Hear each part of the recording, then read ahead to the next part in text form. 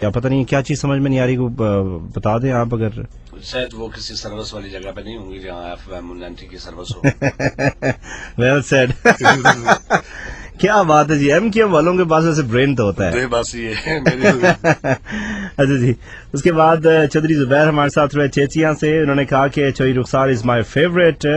और उसके बाद हमारे पास अमार, thank you very much for your text, इन्होंने भी अप्रिशिएट किया। और फिर उसके बाद हमारे पास SMS मौजूद है।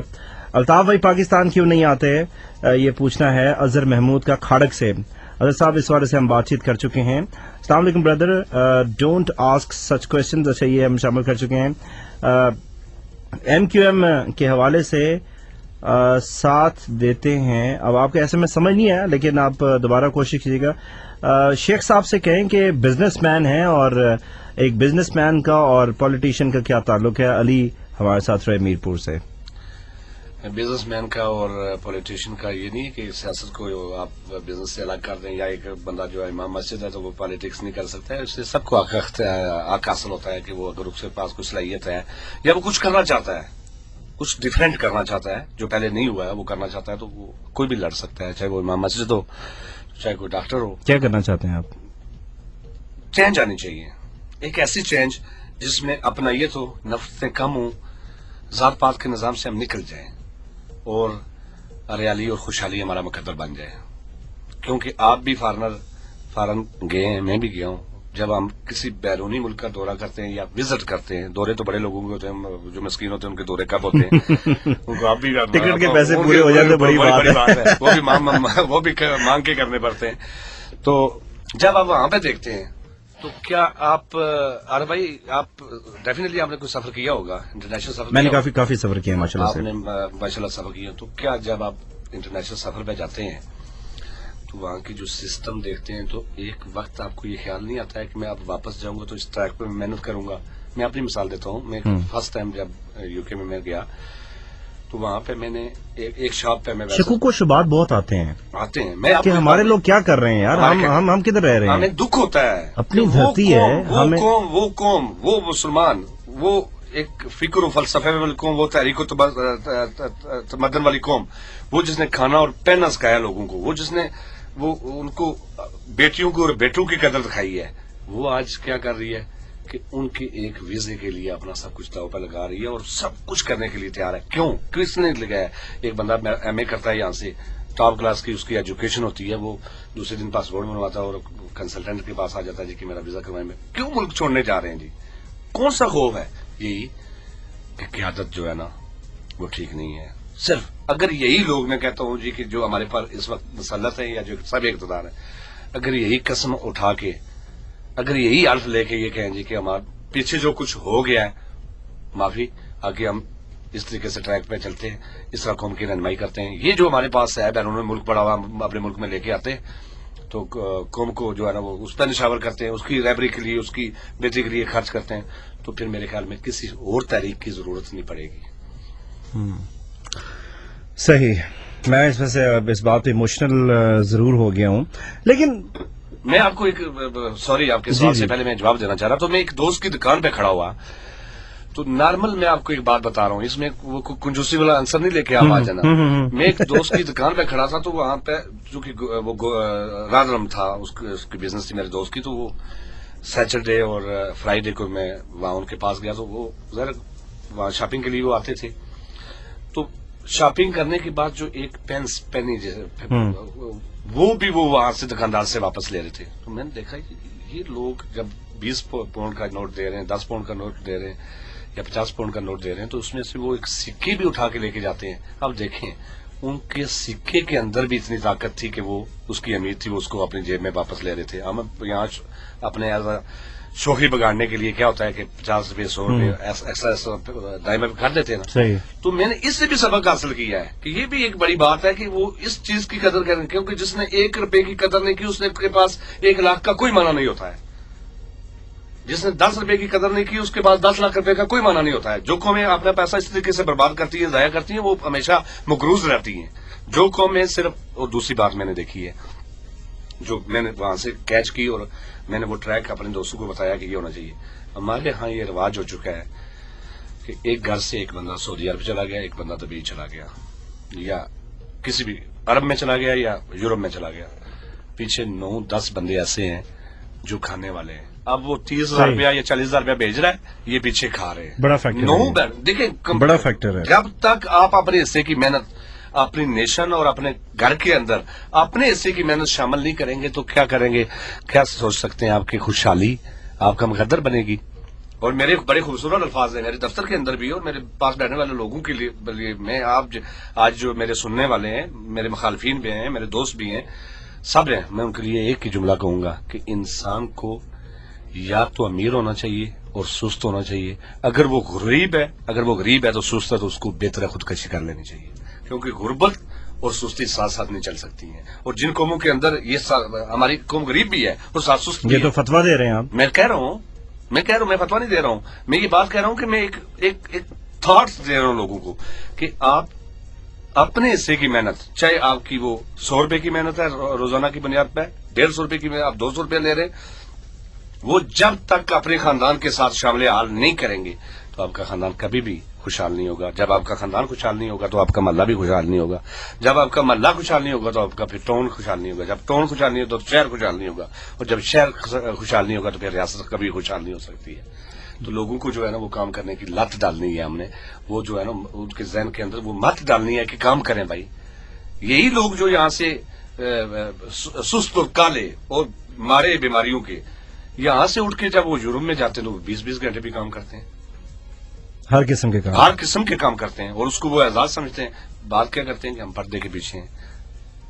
بھائی محنت سے اگر آدمی کو ٹھیلا بھی لگانا پڑے نا اس سے کچھ حاصل ہوتا ہے. صحیح بات ہے. تو وہ آپ یہ مت سوچیں کہ اس میں کوئی آپ کی برائی ہے یا آپ کی شان میں کوئی فرق آ جائے گا یا آپ کی عزت میں کوئی کمی آ جائے گی. یہ بات نہیں ہے. اور اپنی قوم کے لیے, اپنے ملک کے لیے, اپنے اہل و عیال کے لیے خدارا اپنی محنت کو اپنے ساتھ شامل کرنے, وگرنہ ہم اس بربادی کی طرف جا رہے ہیں کہ آپ نے ابھی دیکھا ہے پاکستان کے حالات ہے. دنیا میں تو آپ کو کہیں بھی یہ بات نہیں دکھائی گئی ہوگی. یہ جو ابھی پنجاب میں بتایا گیا کہ وہ قبر سے مردے کھا رہا ہے بندہ, یہ بھی تو اس عظیم قوم کا آدمی ہے نا. مسلمان جو ہے اس کی جو مسلمان ہے اسی قوم کا, اسی ملک کی بنیاد کا ایسا ہے. کیوں ضرورت پڑی, کیا معاملہ تھا؟ آخر اس کے پیچھے بھی آپ یہ یاد رکھیں, لوگ کہہ دیں گے زیادہ بحث سے بچنے کے لیے کہہ دیں گے جی وہ ذہنی مریض تھا. میں بھی کہہ دوں گا, آپ بھی کہہ دیں گے ذہنی مریض تھا. لیکن سوال یہ بھی تو پیدا ہوتا ہے ذہنی مریض کیوں بنا؟ آپ دیکھیں کہ وہ کون سے حالات تھے کہ جو اس پہ اتنا آگے لے کے چلے گئے کہ وہ جاہلیت کے اندھیروں میں چلا گیا کہ اپنے ہی بچوں کو وہ کاٹ کے کھا گیا.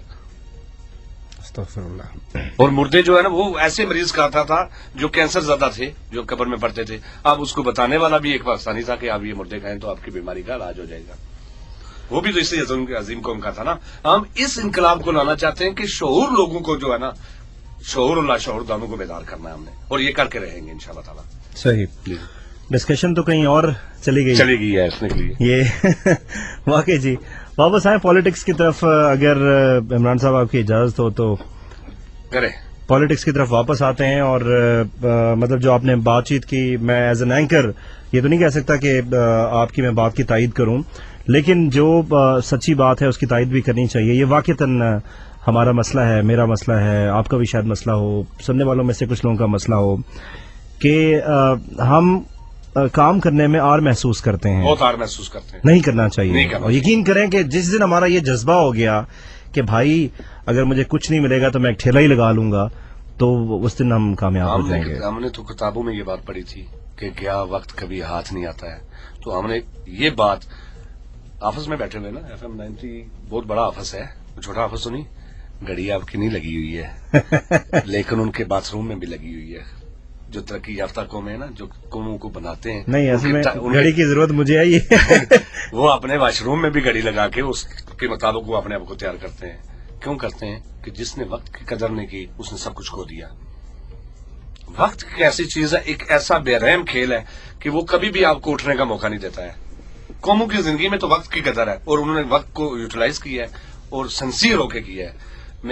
80 ایئرز اولڈ انگلش لیڈی جو تھی نا, میں نے میرے ایک بزرگ ہیں وہ وہاں پہ گئے ہوئے تھے تو وہ بات بتا رہے تھے. اب جب ہم دوسروں کی باتیں بتاتے ہیں تو وہ بات بھی تو اپنے اوپر لینی چاہیے. وہ کہنے لگے کہ وہ اس نے جمپ کر کے وہ گاڑی اپنی بند کی اور پمپ وہاں پر سیلف سروس ہے چونکہ یہاں تو ہم پیٹرول بھی نہیں ڈال سکتے اپنی گاڑی میں, کہ وہ ڈالیں کیسے کہ وہ پائپ میں آئے خراب ہو تو جائیں گے, نہیں پائپ آئے تو گھر سے راشن ختم ہو جاتا ہے, اگر ادھر ڈالیں گے تو گھر میں چولہا نہیں چلے گا, کہ ماشاء اللہ پیٹرول اور ڈیزل بھی تو 100 روپے کے قریب چلے گئے. تو بزرگوں نے سوال کیا کہ وہ انگریزی نہیں جانتے تھے تو انہوں نے اپنے بیٹے سے پوچھا اس سے پوچھو کہ تمہاری ایج کتنی ہے, اس نے کہا 80 ایئرس. انہوں نے کہا کہ تم خود سروس کر رہی ہو, تو ڈرائیو کر رہی ہو اور خود سروس کر رہی ہو اور 14 سال لے رہی ہو. اس نے کہا جی کہ میری 80 ایئرس سے اباؤ ایج ہے اور میرے پاس کم از کم کوئی 2-3 ملین پاؤنڈ جو ہے میری سیونگ میں پڑے ہوئے ہیں, لیکن اگر میں یہ نہ کروں تو میں زندہ کیسے رہوں. میں نے اپنی زندگی کو بچانا ہے متحرک ہو کے. اگر میں گھر میں بیٹھ جاؤں تو بے شمار بیماریوں کا ذریعہ بن جائے گا, میرا وجود جو ہے وہ مجموعہ ہو جائے گا بیماریوں کا. تو اس لیے میں کام کر رہی ہوں. تو کام کرنے کی کسی نے بھی تلقین نہیں کی ہے. قائد اعظم کے بعد دیکھیں کس نے کی ہے, اور قائد تحریک نے یہ لوگوں کو بولا ہے کہ نوکریاں نہ دیکھیں. آپ کراچی کے اندر ورکر اجلاس سے خطاب کرتے ہوئے انہوں نے کہا تھا کہ اب نوکریاں نہ دیکھیں گے, گورنمنٹ نوکری دے گی تو کریں گے. سبزی کی آپ ریڑھی لگا لیں, کوئی بھی آپ کو جو چھوٹا موٹا کام ملتا ہے جس سے آپ کو کم از کم وہ اماؤنٹ جو آپ پہ ڈیلی کی بنیاد پہ قرض بنتا جا رہا ہے اس سے تو بچیں. خوشحالی تو بعد کی بات ہے, پہلے قرض سے تو بچیں, ڈیلی کے اخراجات تو اپنے پورے کریں. اور یہ درس قائد اعظم کے بعد قائد تحریک نے دیا ہے. اللہ کرے کہ سب سیاستدانوں کو اس جذبے کے ساتھ کام کرنے کی, ذاتی شہرت, جو ذاتی مرتبہ, ذاتی لوٹ کسوٹ, اس سے نکل کے اگر کوئی بھی ہماری پارٹی ہے, کوئی بھی تحریک ہے, کوئی بھی سیاسی جماعت ہے, میں ان کے لیے دعا کرتا ہوں کہ اللہ تعالیٰ ان کو قوم کی فکر بھی جو ہے نا ان کے ذہن و دلوں میں جو ہے نا ڈالے. صحیح. سامعین آپ پروگرام سن رہے ہیں روز لائف ٹاک, مجھے کہتے ہیں عارف ملک. محمد عمران شیخ صاحب ہمارے ساتھ موجود ہیں جو کہ متوقع امیدوار ہیں حلقہ اہل 3, پھر ناراض ہو جائیں گے میرپور سے. اور بات کرتے ہیں جی جو آپ کی پالیٹکس ہیں میرپور کی خاص طور پہ. سب سے پہلے مجھے عمران صاحب یہ فرمائیے گا کہ آپ کیا سمجھتے ہیں کہ میرپور کے مسائل کیا کیا ہیں. آپ چونکہ پالیٹکس میں ہیں اور آپ جو حکمران جماعت ہے اس کے بھی مخالف ہیں, جو جس کے بارے میں جو ایم ایل اے صاحب ہیں ان کے بھی آپ مخالف قبیلے میں کھڑے ہوئے ہیں, تو کیا مسائل نظر آ رہے ہیں آپ کو؟ آپ بالکل بلٹس میں اگر مجھے بتائیں تو میں نوٹ کرنا چاہ رہا ہوں کہ کیا مسائل ہیں میرپور کے. پورے آزاد کشمیر کے اندر سب سے زیادہ ریونیو جنریٹ کرنے والا شہر, سب سے زیادہ زر مبادلہ بیچنے والا شہر, اور ایک ایسا شہر جس کے اطراف کے ارد گرد جو ہے پورے اطراف کے سمت میں یا چاروں طرف جو اس کے منگلا ڈیم موجود ہے, ان لوگوں کو کیا ملا ہے سوائے وہ آمدن جو وہ باہر سے کما کے بیچتے ہیں اور اپنی گزر اوقات کرتے ہیں. بیرسٹر صاحب کے دور کے اندر میں بات کروں گا کیونکہ جہاں اچھائی والی بات ہے تو میں یہ کنجوسی سے کام نہیں لوں گا. بیرسٹر صاحب نے اپنے وزارت عظمیٰ کے اندر یا میرپور کی یہ جو سڑکیں ہیں ان کو کشادہ کیا. ان کی اپنی فیملی کے لوگ تھے جن کے چبارے, جن کی پلازے جو ہے وہ ڈیمالش کروائے گئے, لیکن انہوں نے بولڈ سٹیپ لیا. آج بینیفٹ کیا ہے, جب بھی ہم یہاں سے سفر کرتے ہیں تو کم از کم یہ ضرور کہتے ہیں کہ بیرسٹر سلطان محمود صاحب کا یہ بہت عظیم کرنا. مجھے بتایا گیا ہے کہ جب وہ پرائم منسٹر تھے تو انہوں نے کھڑے ہو کے اپنے سامنے ایکسیویٹرز لگوائے اور اس کو کشادہ کیا. دیکھیں انہوں نے ایک بولڈ سٹیپ لیا اور ان کے بیسیکلی دیکھیں کمیونٹی کے لحاظ سے زیادہ اکثریت تو ان کی اپنی فیملی کی ہے. یہاں پہ میں مثال دے دوں کہ جاٹ برادری کی ہے, انہیں کی زیادہ جو ہے نا وہ یہاں پہ عمارتیں زیادہ ان کی ہیں, لیکن انہوں نے ایسا کیا کہ انہوں نے اس چیز کو قطع نظر. اسکندر یار صاحب کا بیان آ گیا جی کہ میرپور کی سڑکیں جو ہیں اتنی کشادہ کیوں آپ نے بنائی ہیں, کیا آپ نے ہیلی کاپٹر اتارنا ہے؟ اب دیکھیں ریاست کے اندر تعمیر و ترقی نکیال کے اندر ہو یا مظفر آباد کے اندر ہو, چاہے میرپور کے اندر ہو یا زیرکوٹ کے اندر ہو, بات تو کامن ہم نے ایک ریاست کے عام عوام کی کرنی ہے کہ نہ کہ وہ کسی ایک قبیلے کی بات کرنی ہے. تو میرپور کے اندر جس طریقے سے لوگوں کی کنٹریبیوشن تھی ریاست کے اندر, پاکستان کے بینکنگ سیکٹر کے اندر جتنی کنٹریبیوشن تھی, اس لحاظ سے وہ یہ جو آپ دیکھیں ایک بندہ جو ہے کوٹھی چبارہ بنا رہا ہے, بڑا بنا رہا ہے, اس میں وہ 2 لاکھ روپیہ جو ہے وہ لگا کے وہ دور سے پائپ کھینچ کے گیس لے کے آ رہا ہے, پانی لے کے آ رہا ہے. دیکھیں ڈیم کے کنارے بیٹھ کے ہمیں پانی نہیں ملتا تھا, ابھی جو مین لائن پڑی ہے اللہ کرے وہ چالو ہو اور وہ لوگوں کو پانی کی ضرورت ہو. میں نے اکثریت میں دیکھا ہے یہاں وہ بندہ جو جس نے ایک ٹینکر رکھا ہوا تھا وہ کوٹھی بنا گیا ہے, 600 रुपए का 800 रुपए का 400 रुपए का टैंकर गर्मियों में हम यूज करते थे, मैं खुद यूज करता रहा हूं। हमें पानी नहीं दिया गया प्रॉपरली, पानी में असर नहीं आया पीने के लिए। तो अब देखें सड़कों के ये हालात हैं।